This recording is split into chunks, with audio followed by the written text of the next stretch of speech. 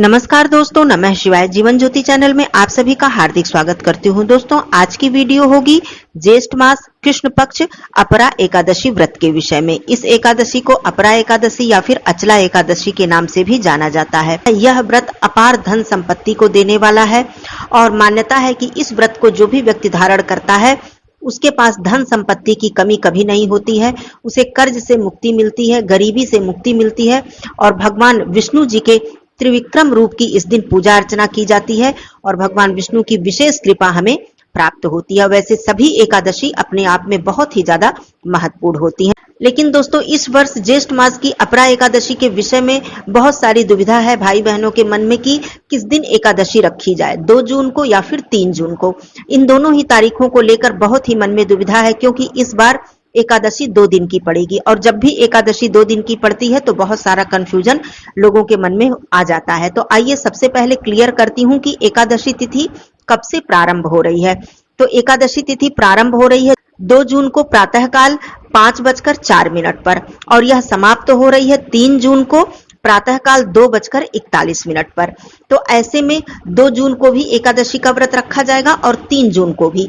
अब बात आती है कि सर्वश्रेष्ठ कौन सा व्रत होगा, कौन सा व्रत रखना उत्तम होगा। तो देखिए, हम गृहस्थ जनों के लिए 2 जून को ही व्रत रखना उत्तम होगा। यदि आपके मन में यह बात आती है कि यह 2 जून की जो एकादशी है वह दशमी युक्त एकादशी है, तो बिल्कुल ऐसा आप मत सोचिए।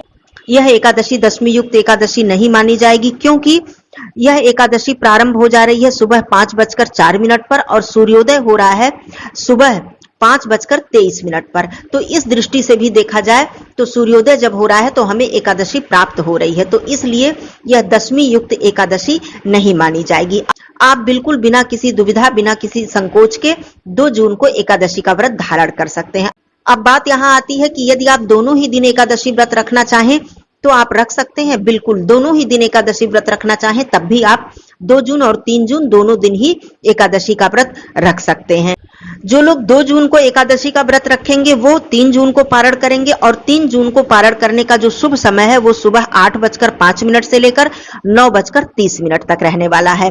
और जो भाई बहन 3 जून को व्रत रखेंगे उन्हें 4 जून को पारण करना होगा, जिसका कि शुभ समय होगा सुबह 5:28 से लेकर 7 बजे तक। तो बहुत ही प्रातः काल आपको 4 जून को पारण करना होगा। तो ऐसे में आप लोगों का कंफ्यूजन दूर हो गया होगा। अब द्वादशी तिथि की मैं बात करूं तो द्वादशी तिथि प्रारंभ हो जा रही है 3 जून को सुबह 2:41 पर और यह समाप्त हो रही है 4 जून को सुबह 12:18 पर। मतलब 4 जून को देर रात 12:18 पर ही द्वादशी तिथि समाप्त हो जा रही है। और हरिवासर समाप्त होने का समय भी बता दूं, क्योंकि हरिवासर का जो समय होता है यह एकादशी व्रत के लिए, पारण के लिए बहुत ही महत्वपूर्ण होता है। हरिवासर की समाप्ति होगी 3 जून को सुबह 8:05 पर। तो ऐसे में 2 जून का ही व्रत रखना बहुत ही सर्वश्रेष्ठ होगा, बहुत ही उत्तम होगा। साधु संत जो लोग हैं, वैष्णव जन हैं, उनके लिए 3 जून को यह व्रत रखना उत्तम होगा, क्योंकि जब भी 2 दिन की एकादशी पड़ती है तो यहाँ पर यह बात स्पष्ट रूप से आप लोग समझ लीजिए। तो प्रथम दिन वाली एकादशी हम गृहस्थ लोगों के लिए सर्वश्रेष्ठ होती है, उत्तम होती है। तो 2 जून को आप लोग बिना किसी संकोच के व्रत रख सकते हैं। चलिए, ये बात क्लियर हो गई। अब मैं बात करती हूँ पूजा विधि की, कैसे आपको पूजा करनी है। भगवान विष्णु जी के त्रिविक्रम स्वरूप की इस दिन पूजा अर्चना की जाती है। यहाँ पर एक बात और भी क्लियर कर दूं कि तुलसी पत्र आपको शनिवार को ही तोड़कर रख लेना है। रविवार को एकादशी पड़ रही है, 2 जून वाली एकादशी रविवार को पड़ रही है, तो आपको इस दिन तुलसी पत्र नहीं तोड़ना है। इस दिन तुलसी माता को जल भी नहीं देना होता है, वैसे एकादशी को भी नहीं देना होता है और रविवार पड़ जाता है तो दोनों ही दिन हमें एक तुलसी माता को जल अर्पित नहीं करना होता है। दूर से आप प्रणाम कर लेंगे। एकादशी तिथि है इसलिए आप धूप दीप कर सकते हैं, इसमें कोई दोष नहीं है, क्योंकि एकादशी पर माता तुलसी जी की पूजा करना अनिवार्य होता है। अब आप लोग सुबह सवेरे उठिएगा, ज्येष्ठ मास है, प्रातः काल उठकर स्नान आदि करके भगवान सूर्य देव जी की पूजा अर्चना करके आप लोग भगवान विष्णु जी के त्रिविक्रम स्वरूप की पूजा अर्चना कीजिएगा। साथ में माता लक्ष्मी जी को जरूर विराजित कीजिएगा, क्योंकि मैं हमेशा बताती हूँ कि कभी भी श्री हरि नारायण जी की पूजा अकेले नहीं करनी चाहिए और न ही माता लक्ष्मी जी की पूजा अकेले करनी चाहिए। माता लक्ष्मी जी को या तो गणेश भगवान जी के साथ विराजित कीजिए या फिर श्री हरि नारायण जी के साथ।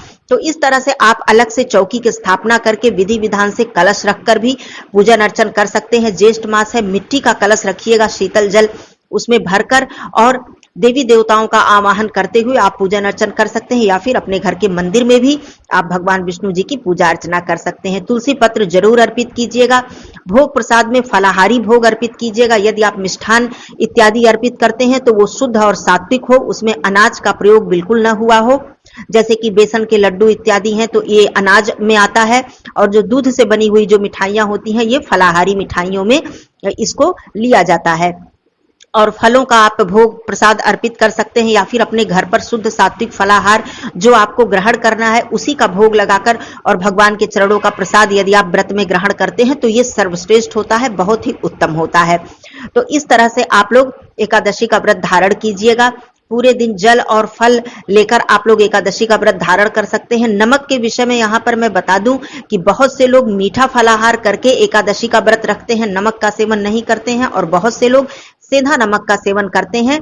सेंधा नमक का सेवन करने में कोई दोष नहीं है। एकादशी का व्रत सेंधा नमक का सेवन करके भी रखा जाता है। ये बात क्लियर हो गई। उसके बाद एकादशी व्रत में प्रयास कीजिए कि दिन में बिल्कुल मत सोइए। वैसे तो रात्रि जागरण का हमारे शास्त्रों में विशेष महत्व बताया गया है। जो भी भक्तजन एकादशी का व्रत धारण करके और रात्रि जागरण करके भगवान श्री हरि जी के चरणों में वंदना करते हैं, उनकी स्तुति श्लोक, उनके मंत्रों का जप, नाम का जप करते हैं, उनको इस एकादशी का अनंत गुना पुण्य फल प्राप्त होता है।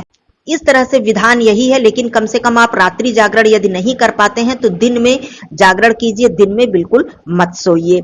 इस दिन आपके घर में मांस मदिरा इत्यादि का प्रयोग बिल्कुल न हो। लहसुन प्याज अगर घर में कोई भी व्यक्ति न सेवन करे तो ये बहुत ही अच्छी बात है। इस दिन यदि लहसुन प्याज का प्रयोग पूरे घर में कोई भी परिवार के सदस्य न करें तो ये बहुत ही उत्तम होता है। एकादशी के दिन यदि आप दान करते हैं तो यह बात ध्यान रखिएगा कि अनाज का दान इस दिन नहीं किया जाता है। इस दिन फलों का दान किया जाता है, फलाहारी वस्तुओं का दान किया जाता है, ऐसी मिठाइयों का दान किया जाता है जिसमें अनाज का प्रयोग न हो।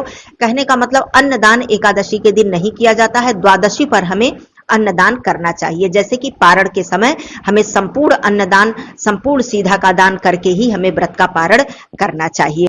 दोस्तों, इस दिन पूजा में भगवान विष्णु जी के नाम का जप करना या फिर भगवान विष्णु जी के मंत्रों का जप करना, जिसमें कि ओम नमो भगवते वासुदेवाय यह महामंत्र है, या फिर गजेंद्र मोक्ष का पाठ करना, विष्णु सहस्त्र नाम का पाठ करना, या फिर नारायण कवच का पाठ करना, यह सब दोस्तों बहुत ही ज्यादा उत्तम और सर्वश्रेष्ठ माना जाता है। गोविंद दामोदर स्तोत्र का पाठ कर सकते हैं, मधुराष्टकम का पाठ कर सकते हैं, विष्णु चालीसा का पाठ कर सकते हैं। जैसी भी आपकी श्रद्धा हो, जितना भी आपके पास समय हो, जैसा भी आपके पास सामर्थ्य हो, उस हिसाब से आप पूजा पाठ अवश्य करें, या फिर आप अपने कार्य करते रहें और मानसिक रूप से नाम जप मंत्र जप आप कर सकते हैं। इससे भी हमें पूरी पूजा का संपूर्ण फल प्राप्त हो जाता है।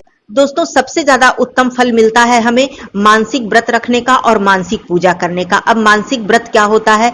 जैसे कि व्रत तो आपने रख लिया, आप पूरे दिन फलाहार केवल जल और फल पर आप पूरे दिन व्रत रख रहे हैं, अपने शरीर को आप तपा रहे हैं, कहने का मतलब शारीरिक तप कर रहे हैं, लेकिन आप वाणी से किसी को कष्ट पहुंचा रहे हैं, आप किसी को अपशब्द बोल रहे हैं, किसी का दिल दुखा रहे हैं, ऊंची आवाज में बात कर रहे हैं, क्रोध कर रहे हैं, तो दोस्तों ये ऐसे शारीरिक तप का कोई भी फल आपको प्राप्त नहीं होगा। इस बात को हमेशा ध्यान में रखिएगा।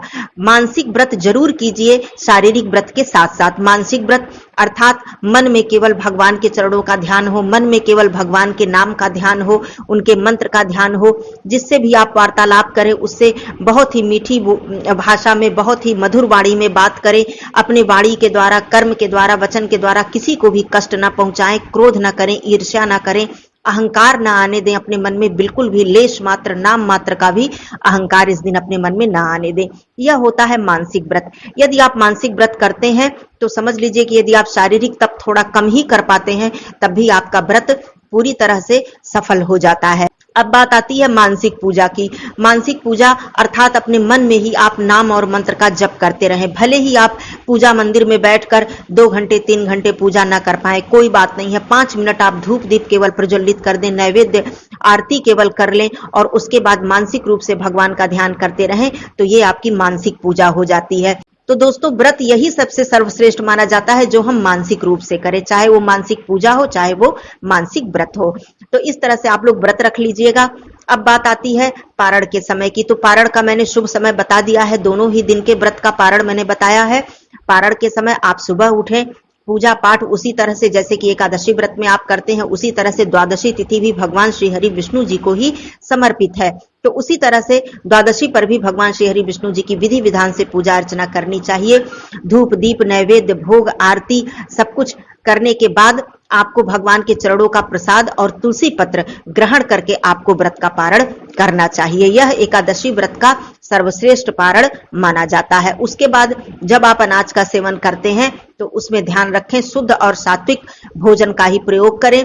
लहसुन प्याज, मसूर की दाल, बैगन की सब्जी, गोभी, ये सारी चीजें शुद्ध नहीं मानी जाती हैं, इसे व्रत के पारण में वर्जित माना जाता है। तो इस तरह से शुद्ध सात्विक आहार लेकर आप व्रत का पारण करें।